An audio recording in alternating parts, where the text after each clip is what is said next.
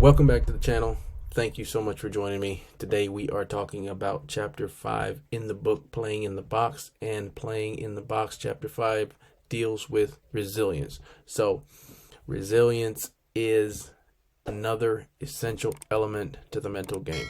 So stick with me to the end of the video. We'll talk about what resilience is, how to get it, and how it applies in sports. First off, a couple quotes. No one plays this or any game perfectly. It's the guy who recovers from his mistakes who wins. Phil Jackson. Inside the ring or out, ain't nothing wrong with going down. It's staying down that's wrong. Muhammad Ali. All right, resilience. Resilience is the ability to empty the box so that the only play you think about is the one unfolding in the present.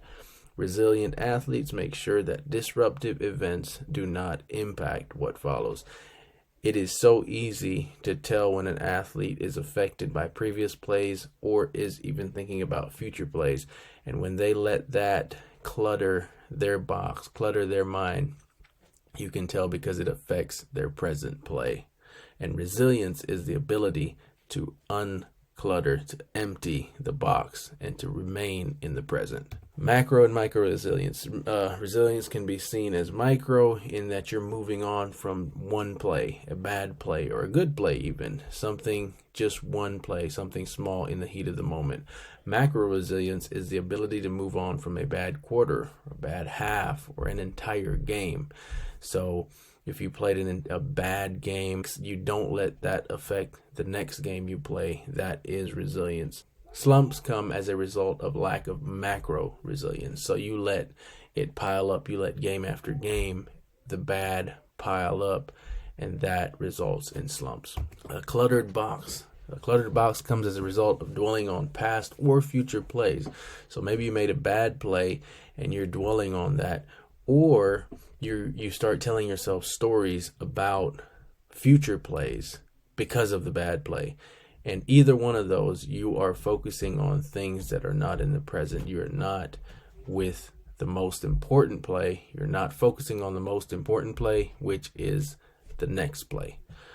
You might dwell on a bad play from 3 plays ago, so the box becomes cluttered in that you are not even thinking about the play in the present.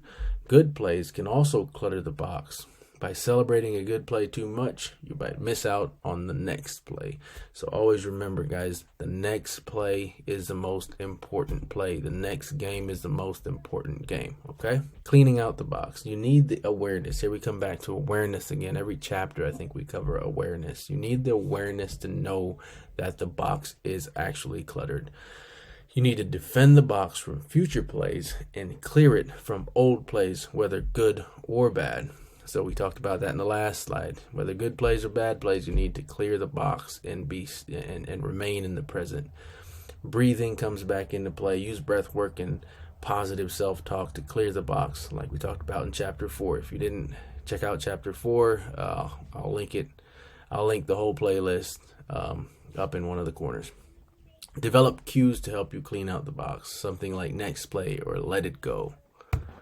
Triggers. Learn your own triggers. Scout yourself. Know what plays, what things trigger you to get outside the box, okay? Develop and practice the response to those triggers. So now that you know what, maybe it's a missed shot, whatever it is, maybe it's a turnover, whatever it is that triggers you to get outside the box, learn those things and then work on responding to those triggers so that when they happen in the heat of a game that you're not triggered and thrown out of the box. If missing shots is a trigger, work on not dwelling on it and just trusting the work that you put in. Refocusing commands. So a refocusing command is something that you say in the heat of the moment that makes you snap back to the present. Refocusing commands need to be 3 things. They must be immediate, they must be intense, and they must be instructive. So I think those are very self-explanatory. The 5 R's. So the 5 R's in remaining resilient. And number 1 is release. You need to release the emotion. So you might get angry because you missed the shot. Now release that emotion. Maybe you need to slap your hands together, fist to hand, something, whatever it is, whatever that release is for you, do it. Then regroup.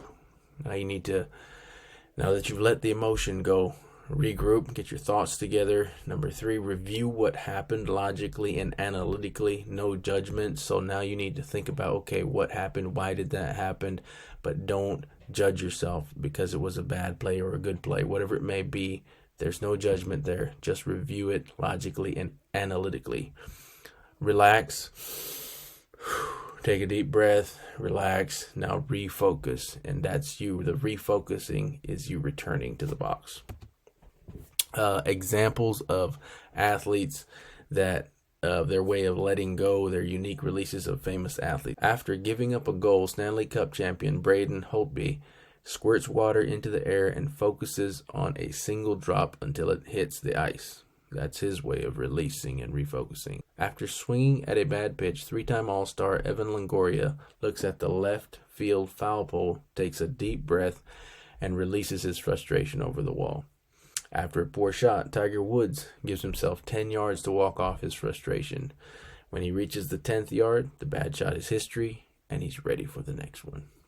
Guys, that's it for today's video. I hope you found it helpful, and I hope there are things that you can apply to your game in that video. Thank you so much for watching. Like, comment, share, and don't forget to subscribe. Drop a comment in the comment section below and let me know what was the thing that stood out to you the most. I'll drop a link to the book in the description. If you want to go on and buy the book, just click that link and grab the book.